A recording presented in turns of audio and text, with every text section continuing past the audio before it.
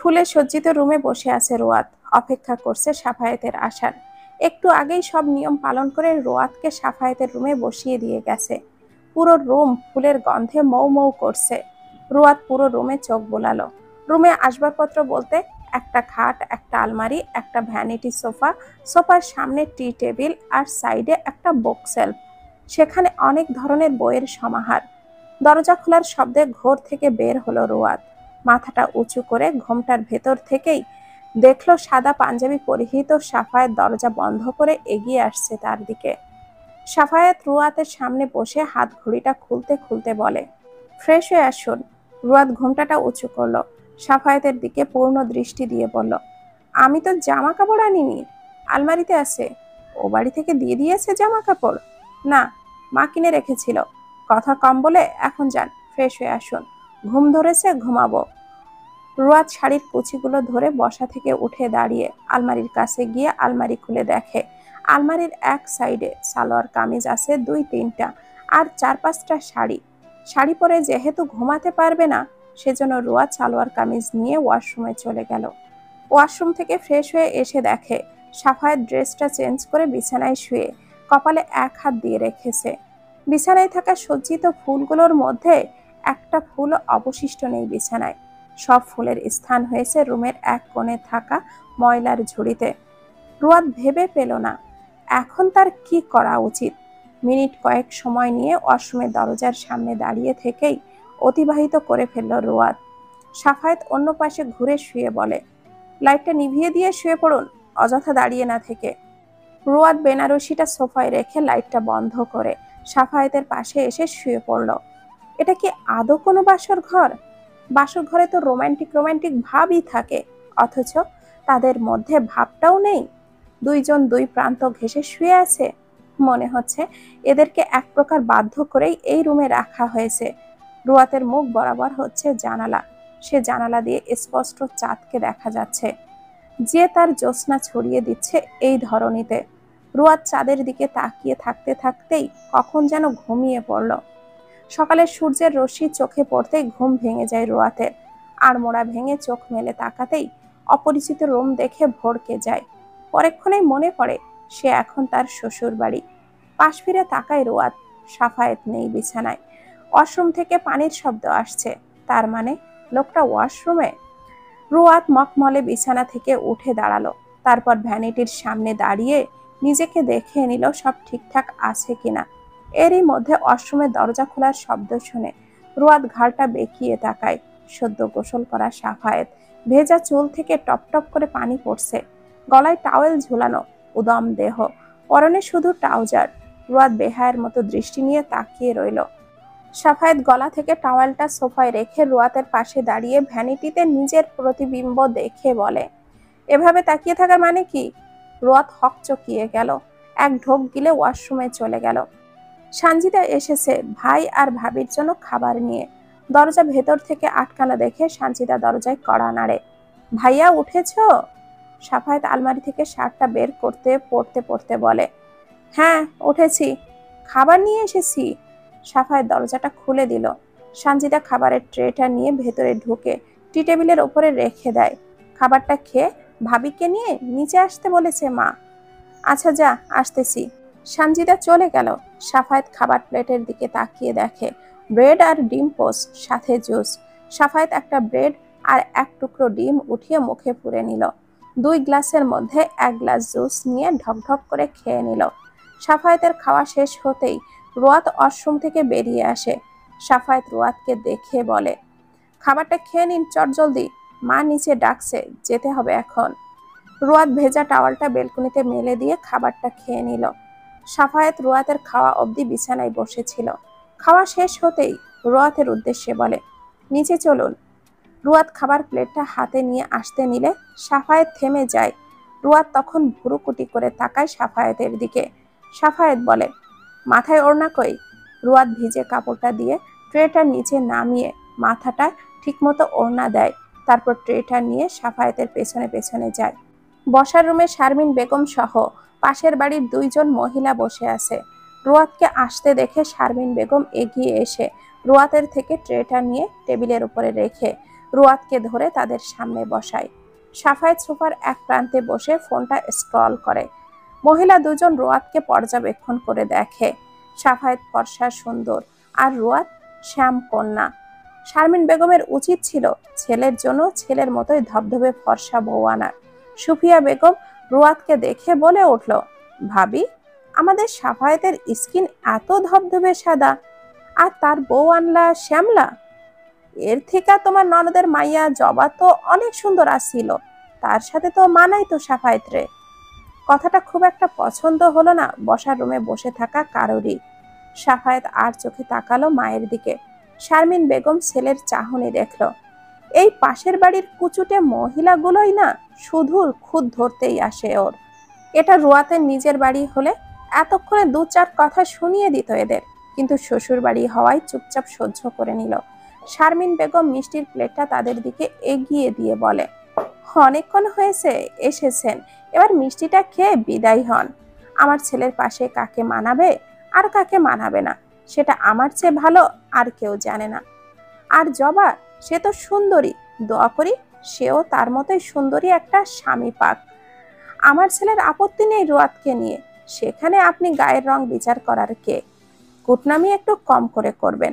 আপনার গায়ের রঙের চেয়ে রুয়াতের গায়ের রং একটু হলেও উজ্জ্বল আছে, তাই কম্পেয়ার করতে হলে আপনার সাথে করুন, অন্যকে নিয়ে নয়। মহিলাটা অপমানে চুপ হয়ে গেল। মিষ্টি না খেয়ে পাশের মহিলাটাকে টেনে নিয়ে চলে গেল। শারমিন বেগম রুয়াতের গালে আলতো করে হাত রেখে বলে, এসব মহিলার কথায় কান দিবে না, এরা আসেই নিচু জায়গায় বেশি পানি ঢেলে জায়গাটাকে আরো নষ্ট করতে। রুয়াত মুচকি হেসে বলে, না মা, ওনাদের একটা কথাও কানে নেইনি। গুড।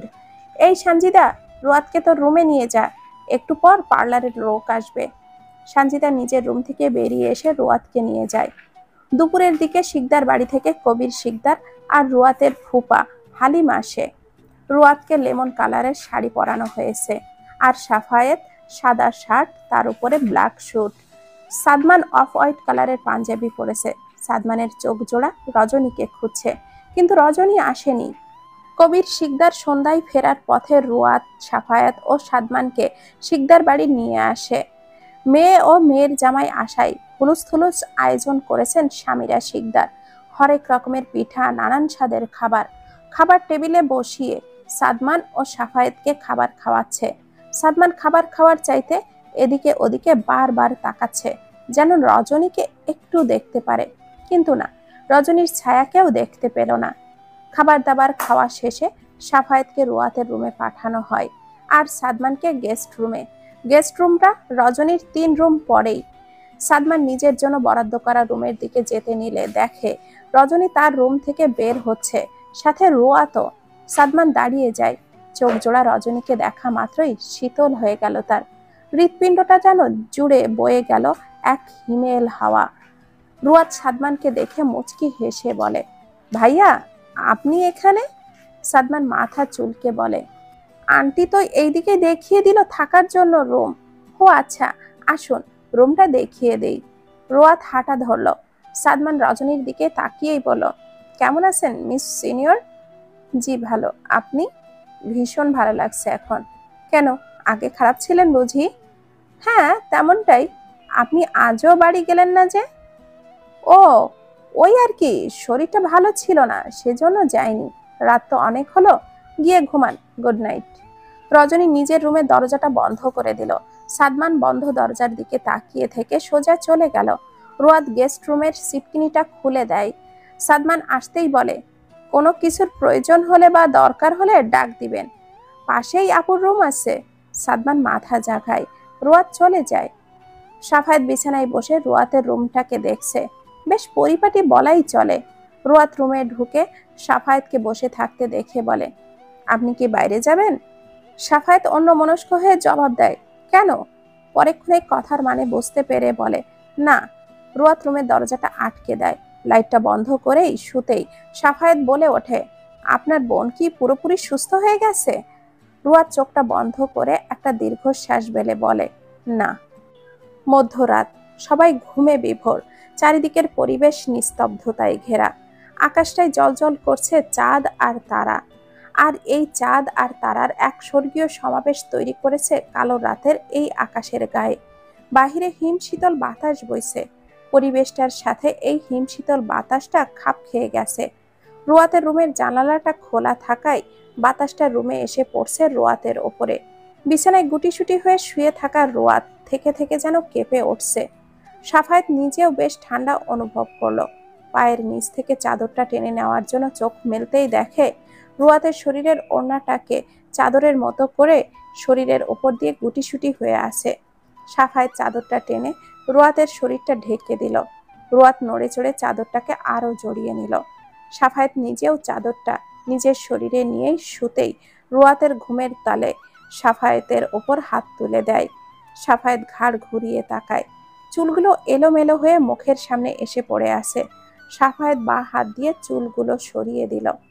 ড্রিম লাইটের আলোতে রোয়াতের মুখটা এখন স্পষ্ট। কে বলল মেয়েটা শ্যামকন্যা? পাড়ার কুচুটে মহিলাগুলোর চোখে সমস্যা, তা না হলে এমন মেয়েকে কি করে শ্যামলা বলতে পারে? হ্যাঁ, রোয়াতের থেকে সাফায়েতের স্কিন টোনটা বেশি উজ্জ্বল। জবার গায়ের স্কিনের টোনটা সাফায়েতের থেকেও আরো বেশি উজ্জ্বল এবং ফর্সা। তাই বলে রোয়াত মোটেও শ্যামলা না। সাফায়েত আজ খুঁটিয়ে খুঁটিয়ে দেখল রোয়াতকে। মেয়েটা তার স্টুডেন্ট না হলে তাদের বৈবাহিক জীবনটা নিশ্চয়ই অন্যভাবে শুরু হতো। সাফায়েত রোয়াতকে সময় দিচ্ছে। এত তাড়াহুড়োরই বা কি আছে? না, রোয়াত তো পালিয়ে যাচ্ছে না, আর না সাফায়েত নিজে। বিয়ে যেহেতু হয়েছে, তখন বৈবাহিক সম্পর্ক ঠিক একদিন হবে। সাফায়েত বালিশের নিচ থেকে ফোনটা বের করে সময় দেখে নিল। এখন বাজে রাত 2:40। সাফায়েত বালিশ থেকে নেমে আসা রোয়াতের মাথাটা ঠিক করে দেয়। রোয়াত উল্টো ফিরে ঘুমায়। সাফায়েত কপালে হাত ঠেকিয়ে চোখটা বন্ধ করে। রজনীর রুমে এখনো লাইট জ্বলছে। সাদমান রজনীর রুমের সামনে দাঁড়িয়ে আছে। পানির তেষ্টা পেয়েছিল, রুমে পানি নেই, সেই জন্যই রজনীর রুমের পাশে থাকাই এসেছে। আর রোয়াত যাওয়ার সময় বলে গিয়েছিল কোনো কিছুর দরকার হলে রজনীকে ডেকে জানাতে। সেজন্যই সাহসটা আরো বেশি পেয়েছে রজনীকে ডাকার জন্য সাদমান। কিন্তু এত রাতেও রজনীর রুমের লাইটটা জ্বলতে দেখে যতটা না অবাক হয়েছিল সাদমান, তার চেয়ে বেশি অবাক হয় যখন রজনীর রুমের সামনে এসে ভেতর থেকে কোনো কিছুরই ক্রমাগত ভাঙার শব্দ পায়। সাদমান দরজায় টোকা দিবে কি দিবে না সেটা নিয়েই দ্বিধায় ভোগে, কিন্তু ভেতর থেকে ভাঙার শব্দটা যেন থামছেই না। সাদমান সাহস করেই দরজায় টোকা দিল, কিন্তু ভেতর থেকে কোনো রেসপন্স আসলো না। সাদমান এবার রজনীর নাম ধরে ডাকলো, মিস সিনিয়র, শুনছেন? কিসের শব্দ আসছে ভেতর থেকে? আপনি কি ভাঙছেন? দরজাটা প্লিজ খুলুন। কিন্তু না, ভেতর থেকে ভাঙার শব্দ ছাড়া রজনীর কণ্ঠের শব্দ আসছে না। সাদমান বুঝতে পারছে না এখন তার কি করা উচিত। রজনীর তো তার ডাক শুনে কোনো কথা রিপিট করছে না। সাদমান আর দেরি করলো না, রুয়াতের রুমের দিকে ছুটে আসলো। দরজায় কড়া নেড়ে বলল, ব্রো, শুনতে পারছো? একটু বাহিরে আসবে? সাফায়েতের কেবলই চোখটা ঘুমে লেগে এসেছিল। দরজায় কড়া নাড়ার শব্দে ঘুমটা ভেঙে গেল। মনে মনে সাদমানকে বকতে ভুল করলো না। রুয়াতের দিকে তাকিয়ে দেখল চাদর সরে গেছে। সাফায়েত সেটা ঠিক করে দিয়ে দরজাটা খুলে দিল। সাদমান অস্থির কণ্ঠে বলল, ব্রো, মিস সিনিয়রের রুমের ভেতর থেকে ক্রমাগত কিছু ভাঙার শব্দ আসছে। আমি দেখেছি, কিন্তু কোনো সাড়া শব্দ পাইনি। সাফায়েত ভুরু কুঁচকে বলল, মিস সিনিয়রটা আবার কে? সাদমান এদিকে ওদিকে তাকিয়ে বলল, রজনী। চকিতই চমকে উঠল সাফায়েত। কি হয়েছে রজনীর? তার রুম থেকে কিছু ভাঙার শব্দ আসছে, আমি দেখেছি, রেসপন্স করেনি। সাফায়েত হাঁটা লাগালো রজনীর রুমের দিকে। এখনো ভাঙার শব্দ ভেসে আসছে। সাফায়েত দরজায় ধাক্কা দিয়ে বারবার বলে উঠছে, রজনী, ওপেন দ্য ডোর। ভাঙচুর করছেন কেন? দরজা খুলুন, কুইক। দরজা খুলল না রজনী, কিন্তু মিনিট দুয়েকের মধ্যে ভাঙচুরের আওয়াজটা থেমে গেল। সাফায়েতের কণ্ঠস্বর শুনে কবির শিকদার, সামিরা শিকদার আর কবির শিকদারের বোন হন্তদন্ত হয়ে ছুটে আসেন। সাফায়েতকে রজনীর রুমের দরজা ধাক্কাতে দেখে সামিরা শিকদার ভয়ার্ত কণ্ঠে বলে ওঠে, কি হয়েছে সাফায়েত? রজনী কি করেছে? সাফায়েত দরজার ধাক্কা দিতে দিতে বলে, রজনী রেসপন্স করছে না আন্টি, এতক্ষণ রুমের ভেতর থেকে ভাঙচুরের আওয়াজ আসছিল। সামিরা শিকদার দরজা ধাক্কা দিল। অস্থির কণ্ঠে মেয়েকে ডাকতে ডাকতে বলল, রজনী মা, দরজা খুলছিস না কেন? ও রজনীর বাবা, কিছু করো না, রজনী তো দরজা খুলছে না। কবির শিকদারের মনেও অজানা একটা ভয় ঢুকে গেল। আর দেরি না করে সাফায়েতকে বলল দরজাটা ভেঙে ফেলতে। সাফায়েত আর সাদমান দুজনে দরজা ভাঙার ব্যবস্থা করে। কবির শিকদার সামিরা শিকদারকে বলল তাড়াতাড়ি করে রুয়াতকে ডেকে আনতে। সামিরা শিকদার মেয়ের রুমের দিকে ছুটলেন।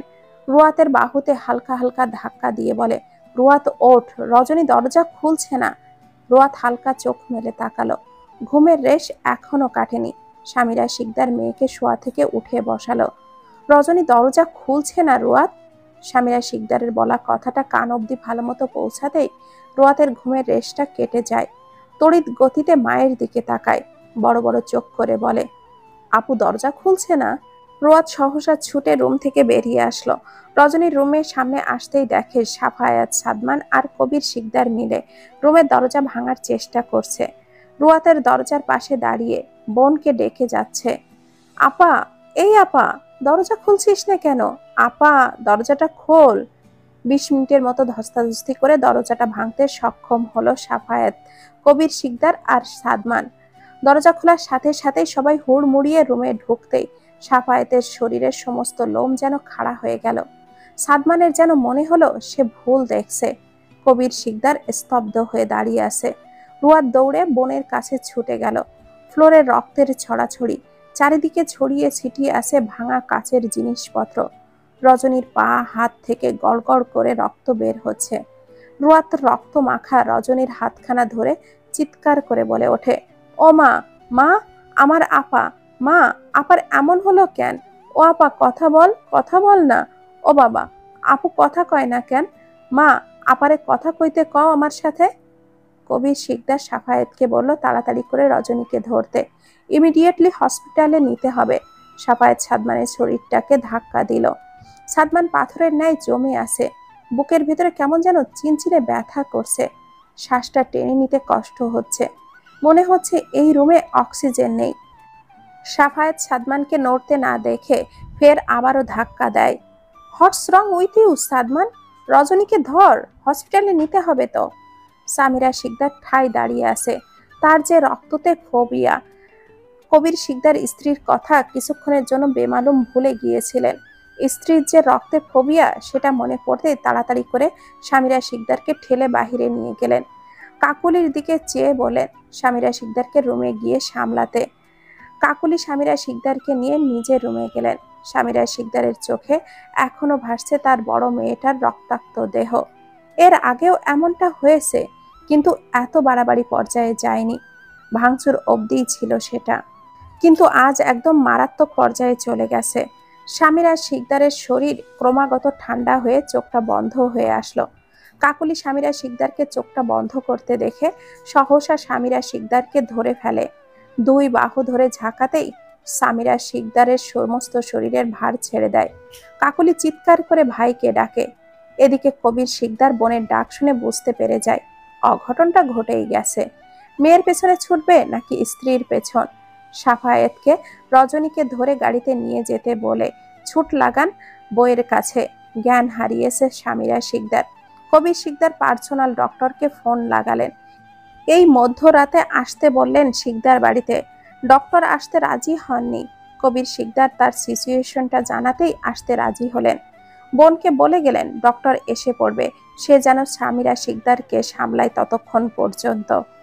কবির শিকদার গাড়ির কাছে আসলেন। রুয়াত গাড়িতে উঠে বসেছে। কবির শিকদারও উঠে বসলেন। সাফায়েত আর সাদমান রজনীকে রুয়াতের কোলের উপরে শুয়ে দেয়। রুয়াতের অবস্থাও বাজে। কান্নাকাটি করার ফলে চোখ মুখ ফুলে গেছে, চুলগুলো এলোমেলো হয়ে আছে। বারবার বোনের গালে আলতো করে থাপ্পড় দিয়ে যাচ্ছে আর বলছে বোনকে উঠতে। সাদমান একটু পরপরই রক্তে মাখা রজনীর দেহটার দিকে তাকাচ্ছে। ঘুমানোর আগেও তো মিস সিনিয়রের সাথে কথা হলো তার। কয়েক ঘন্টার ব্যবধানে কি থেকে কি হয়ে গেল। মেয়েটার রক্তাক্ত দেহটার দিকে তাকালেই নিঃশ্বাসটা বন্ধ হয়ে আসছে। মেয়েটা এমন করলো কেন? কি এমন হয়েছিল যে নিজেকে এইভাবে আঘাত করলো মিস সিনিয়র? হাসপাতালের বেডে মুখে অক্সিজেনের মাস্ক লাগানো রজনী অবচেতন হয়ে পড়ে আছে। ডক্টররা সাধ্যমতো চেষ্টা করছে রজনীর জ্ঞান ফেরানোর। হাতের শিরা কেটে যাওয়ায় রক্ত এখনো বের হচ্ছে। রজনীর এমন ক্রিটিক্যাল অবস্থা দেখে ডক্টর শাফিনের কপালে দুটো ভাঁজ পড়ল। এমন কেয়ারলেস ফ্যামিলি আদৌ হয়? বারবার বলে দিয়েছিল মেয়েটাকে চোখে চোখে রাখতে, আর মেডিসিনটা টাইম টু টাইম খাওয়াচ্ছে কিনা সেটা দেখতে। কিন্তু না, পরিবারের সামান্য গাফিলতির কারণে মেয়েটার প্রাণ যেতে বসেছিল। শাফিন তার সিনিয়র ডক্টর ওমর রৌনকের দিকে তাকিয়ে বলল, স্যার, আই থিঙ্ক মেয়েটার রোগটা আরো তীব্রভাবে আষ্টে পৃষ্ঠে জড়িয়ে ধরেছে তাকে। তা না হলে নিজেকে কেউ এইভাবে গভীরভাবে আঘাত করতে পারে? ওমর তাকালো রজনীর ফ্যাকাশে মুখের দিকে। মেয়েটাকে কেমন যেন মৃত লাগছে। অক্সিজেন মাস্কের সাহায্যে নিঃশ্বাস টানছে। প্রায় 1.5 বছর হতে চলল সে এই মেয়েটাকে চিনেছে। কয়েকদিন পরপরই রজনীকে এই হসপিটালে আসতে হয়, কখনো মায়ের সাথে বা কখনো ছোট বোনের সাথে। বেশিরভাগ সময়ই ছোট বোন রোয়াতের সাথে দেখতে পাওয়া যায় তাকে। মেয়েটার বয়সই বা কত, 26 কি 27, যার গোটা লাইফটাই এখনো পড়ে আছে। অথচ মেয়েটাকে ভুগতে হচ্ছে এক চরম মানসিক রোগে। এই মেয়েটা সিজোফ্রেনিয়া নামক রোগে আক্রান্ত। এই হসপিটালের সাইকিয়াট্রিস্ট ডক্টর মাহবুবের পেশেন্ট রজনী। দীর্ঘ 1.5 বছরেরও বেশি সময় ধরে ডক্টর মাহবুব রজনীকে চিকিৎসা দিচ্ছেন। সিজোফ্রেনিয়া একটি জটিল মানসিক রোগ। এই রোগকে অনেক সময় মানসিক রোগের ক্যান্সার হিসাবেও উল্লেখ করা হয়। সিজোফ্রেনিয়ার চিকিৎসা বেশিরভাগ ক্ষেত্রেই দীর্ঘমেয়াদী। আক্রান্ত হওয়ার পর থেকেই সারাটা জীবন রোগীদের ঔষধ খেতে হয়। সিজোফ্রেনিয়া রোগীর একমাত্র চিকিৎসা হচ্ছে ঔষধ সেবন। রজনী এই 1.5 বছর ধরে ডক্টর মাহবুবের থেকে কিউপেক্স 200 নাম ঔষধটা সেবন করছে। এই ঔষধ একদিন খেতে মিস দিলেই রজনী কন্ট্রোলের বাহিরে চলে যায়, নিজেকে সামলাতে পারে না। এই রোগে আক্রান্ত ব্যক্তিরা বারবার নিজেকে ব্যর্থ ভাবতে থাকে, নিজের প্রতি বিতৃষ্ণা জন্মায়, নিজেকে শেষ করে দেওয়ার প্রয়াস জাগে মনে। ফলস্বরূপ আত্মহত্যা নামক জঘন্য কাজটাও করে বসে অনায়াসে। ডক্টর ওমর মুখের মাস্কটা খুলে আইসিইউ থেকে বের হলো। আইসিইউ এর বাহিরে বিধ্বস্ত হয়ে অপেক্ষা করছে 4 জন মানুষ। উৎসুক দৃষ্টি নিয়ে তাকিয়েছিল এতক্ষণ আইসিইউর দরজার দিকে। রুয়াতের অবস্থাও শোচনীয়। কিছুটা দূরেই রুয়াতের বাবা রুয়াতের মাথায় হাত রেখে মেয়েকে শান্ত করার চেষ্টা চালাচ্ছে। ডক্টর ওমরকে বের হতে দেখেই সাফায়েত এগিয়ে গেল। শান্ত কণ্ঠে জিজ্ঞাসা করলো, রজনী কেমন আছে ডক্টর? অপরিচিত এক মুখ ডক্টর ওমরের সামনে। সাফায়েতকে ঠিক চিনল না। আপনি কে পেশেন্টের? তার ছোট বোনের হাজবেন্ড। ওমর তাকালো বিধ্বস্ত রোয়াতের দিকে। রোয়াত এলোমেলো পায়ে হন্তদন্ত হয়ে হেঁটে আসছে তার দিকে। সাদমানের রাগ লাগছে ডক্টরের ওপরে। রজনী কেমন আছে সেটা না বলে এই লোকটা এটা ওটা জিজ্ঞাসা করছে। রোয়াত উৎকণ্ঠা হয়ে জিজ্ঞাসা করলো, ওমর ভাই, আপা কেমন আছে? ওমর শান্ত চোখে তাকালো রোয়াতের দিকে। তোমাকে ডক্টর মাহবুব কি বলেছিল রোয়াত? বলেনি তোমার বোন যেন একদিনও ওই ঔষধ খাওয়া মিস না দেয়? খেয়াল রাখুনি কেন তোমার বোনের দিকে? রোয়াতের ঢের মনে আছে ডক্টর মাহবুবের বলা কথাগুলো। সে তো শ্বশুর বাড়ি ছিল, ও বাড়ি যাওয়ার আগে মাকে পই পই করে বলে গেছে তার আপা ঔষধ যেন খায় সেটা নিয়মিত দেখতে। তার মা কি এই সামান্য কাজটাও করতে পারলো না? নাকি ইচ্ছে করে খোঁজ নেয় না বোনের? সেই বছর কয়েক আগের করা অন্যায়টা কি এখনো মনে পুষে রেখেছে তার মা? সেই জন্য বোনের প্রতি এত অনীহা তার মায়ের? ভাই, আমি তো শ্বশুরবাড়ি ছিলাম, আমাকে বলে গিয়েছিলাম, কিন্তু আম্মা যে খোঁজ নিবে না ওষুধ খাচ্ছে কি খাচ্ছে না সেটা আমি বুঝতে পারিনি ভাই। এখন আপা কেমন আছে বলেন না ভাই, ওমর ভাই বলেন। ওমর তপ্ত একটা শ্বাস ফেলল। কথায় আছে না, মানুষ একটা অন্যায় করলে তার ভার বয়ে বেড়ায় মৃত্যুর আগ অবধি। রজনীরও হয়েছে সেই দশা। বেচারি একটা ভুলের মাসুল দিচ্ছে নিজের জীবন দিয়ে। ভালো নেই তোমার বোন, জ্ঞান ফিরছে না, হাতের শিরাটা বেশ ভালোভাবেই কেটেছে। রুয়াতের বুকটা ধক করে উঠল। 2 কদম পিছিয়ে ভারসাম্যহীন হয়ে পড়ে যেতে নিলেই সাফায়েত আগলে নেয়। রুয়াতের কানে এখনো বাজছে ওমরের বলা কথাটা, তার বোন ভালো নেই, জ্ঞান ফিরছে না মানে কি? তার আপার কি জ্ঞান ফিরবে না? সাদমান কিছুই বুঝতে পারছে না। রজনী কিসের ঔষধ খায়, আর কিসের জন্যই বা খায়? রুয়াতের বাবা দূর থেকে ওমরের কথাগুলো শুনল, কাছে আসার সাহস পাচ্ছে না। ওমর নিজেই এগিয়ে গেল তার দিকে। কবির শিকদারের মাথা নত, কথা বলার ভাষা নেই তার। ওমর নিজেই বলল, মাথা নত করে রেখেছেন কেন মিস্টার শিকদার? মেয়ের থেকে মেয়ের অন্যায়টা আপনার চোখে বড় হয়ে দাঁড়ালো? এখন মেয়েটা যে মরতে বসেছে, খুশি তো আপনি? কবির শিকদার তড়িৎ গতিতে মাথাটা তুলে তাকালো। কোনো বাবা কি চায় তার আগে তার সন্তানের মৃত্যু? কবির শিকদারের নীরবতা দেখে বেজায় রাগ হলো ওমরের। একটা মানুষের হৃদয় এতটা পাথরের ন্যায় হতে পারে, এনাকে না দেখলে ওমর জানতেই পারত না। কবির শিকদারের কাছে আগে তার সম্মানটাই বড়, তারপর বাদবাকি সব। ওমর চলে আসলো সেখান থেকে। রুয়াত হাঁটু গেড়ে বসে এবার ডুকরে কেঁদে উঠল। রুয়াতের কান্না মাখা মুখটা দেখে সাফায়েতের বুকের বাঁ পাশে কেমন যেন ব্যথা অনুভব হলো। রুয়াতের বাহু ধরতেই রুয়াত জড়িয়ে ধরল সাফায়েতকে। সাফায়েতের বুকে মুখ গুজে কান্নারত গলায় বলল, স্যার, আমার আপা ঠিক হয়ে যাবে তো? আল্লাহ কেন আমার আপার জীবনে এত দুঃখ দিল স্যার? আমার আপার সুন্দর জীবনটাকে নরক বানিয়ে দিল নওফিল নামক ওই অমানুষটা। আমি ঘৃণা করি ওই লোকটাকে, ভীষণ ঘৃণা করি। পৃথিবীর সবচাইতে জঘন্য এই লোকটা। রুয়াত প্রচন্ড আকারের বোন পাগল। বোনকে মারাত্মকভাবে সে ভালোবাসে। বাবা মাকেও এতটা ভালোবাসে না মনে হয়। বিয়ের আগে কবির শিকদার রুয়াতের ব্যাপারে সব বলে রেখেছিলেন। রুয়াত পৃথিবীতে কাউকে নিজের সবটা দিয়ে ভালোবাসলে সেই ব্যক্তিটি হচ্ছে রজনী। তারও যথেষ্ট কারণ আছে। সাদমান রুয়াতের কথাগুলো শুনে মনে বারবার একটা নামই আওড়াচ্ছে, আর সেটা হলো নওফিল। কে এই নওফিল? কি সম্পর্ক নওফিলের সাথে রজনীর? রজনীর জীবনটা নষ্ট করার পেছনে নওফিল কিভাবে জড়িত? কত প্রশ্ন ঘুরপাক খাচ্ছে। সাদমান সাফায়েতের কাঁধে হাত দিয়ে বলে, ব্রো। সাফায়েত শেষ করতে দিল না। রুয়াতকে আগে সামলে নেই, পরে কথা বলছি তোর সাথে। সাফায়েত বুঝে গিয়েছে ভাইয়ের ডাকের মানে। তার কানে একবার যেটা পৌঁছে যায় সেটা না শোনা অবধি স্থির থাকতে পারে না। সাফায়েত আলতো করে রুয়াতের মুখখানায় নিজের হাত রাখে। মেয়েটাকে শান্ত করবে কি বলে, তবুও একটু বৃথা চেষ্টা করে বলল, কাঁদলে কি বোন ঠিক হয়ে যাবে? চোখের জল মুছুন।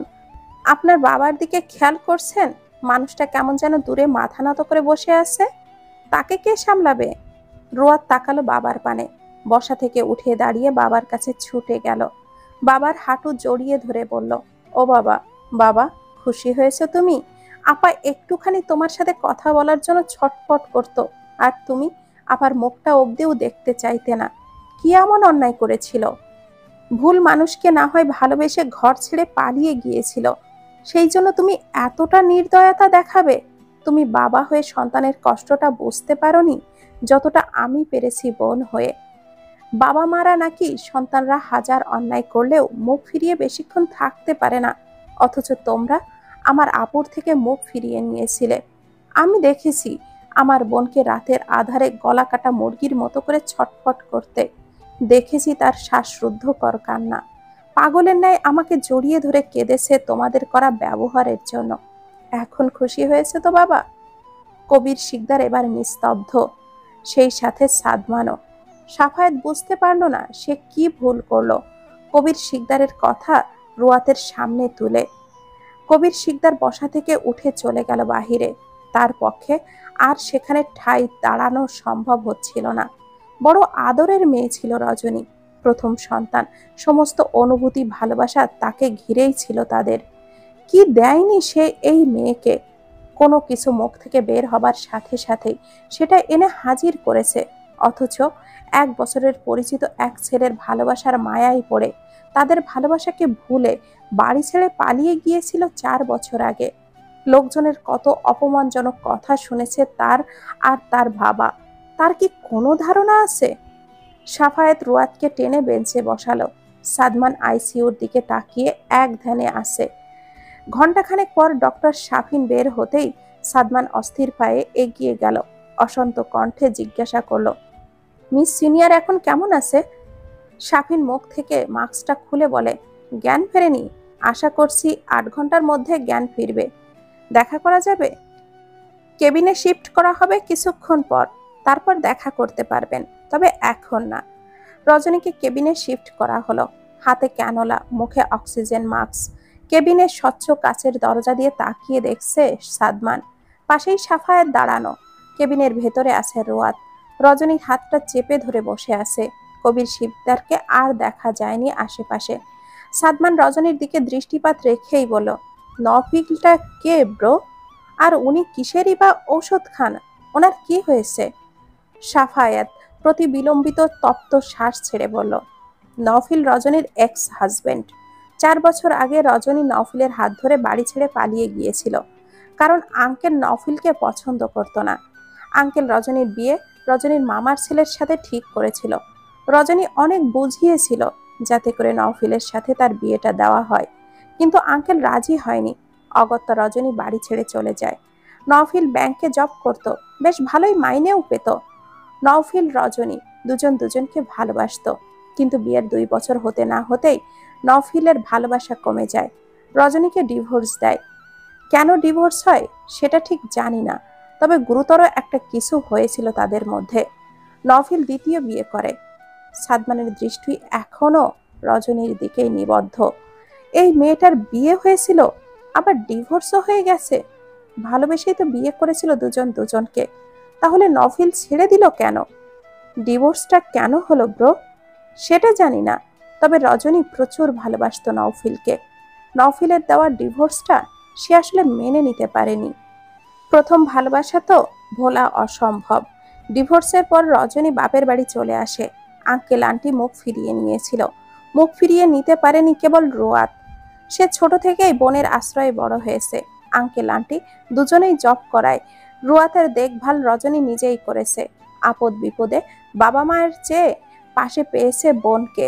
আঙ্কেলরা রজনীকে তাড়িয়ে দেননি, তবে আঙ্কেল রজনীর সাথে একেবারে কথা বলতো না। আন্টিও তেমন একটা কথা বলতো না, তবে রজনী অসুস্থ হবার পর থেকে মেয়ের সাথে কথা বলেন। অসুস্থ মানে? কি হয়েছে মিস সিনিয়রের? রজনীর সিজোফ্রেনিয়া রোগে আক্রান্ত। কথাটা ঝংকারের ন্যায় কানে বাজলো সাদমানের। সে বেশ ভালো করেই জানে এই রোগের ব্যাখ্যা। অবিশ্বাসের সাথে বলল, মিস সিনিয়র সিজোফ্রেনিয়া রোগে আক্রান্ত?